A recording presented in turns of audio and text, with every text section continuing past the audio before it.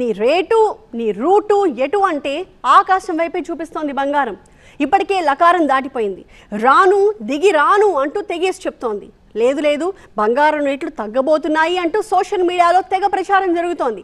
GST 2.0లో 2 స్లాబ్లే ఉండబోతున్నాయి. దీంతో GST ఎఫెక్ట్తో బంగారం రేటు తగ్గుతోంది అని కొంతమంది ఊదరగొట్టేస్తూ ఉన్నారు.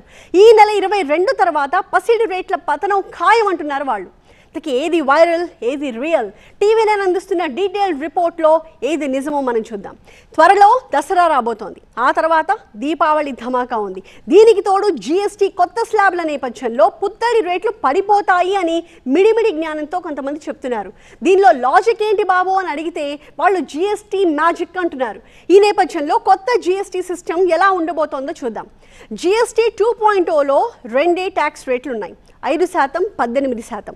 గతంలో ఉన్న 4 రేట్లను కూడా 2కి కుదించేసింది కేంద్రం. మనకు తెలిసింది ఈ విషయం. 12% స్లాబ్లోని 99% వస్తువులు కూడా 5% స్లాబ్లోకి వచ్చేసాయి. అలాగే 28% స్లాబ్లోని 90% వస్తువులు 18% పరిధిలోకి వచ్చేసాయి. దీంతో చాలా వస్తువుల ధరలు తగ్గబోతూ ఉన్నాయి. ఈ నెల 22 నుంచి ఈ కొత్త GST రేట్లన్నీ కూడా అమల్లోకి వచ్చేస్తాయి. పండుగ సీజన్లో ప్రజలకి ఖచ్చితంగా దీనివల్ల బెనిఫిట్ ఉంటుంది.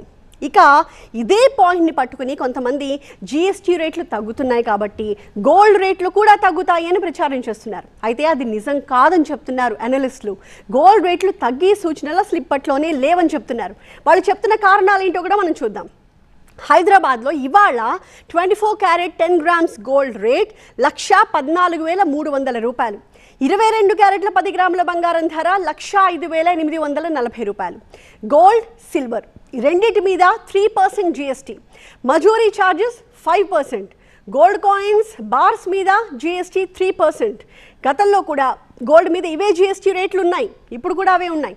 పాత GST అయినా కొత్త GST అయినా గోల్డ్ పై పన్ను రేటులో ఎలాంటి మార్పు లేదు.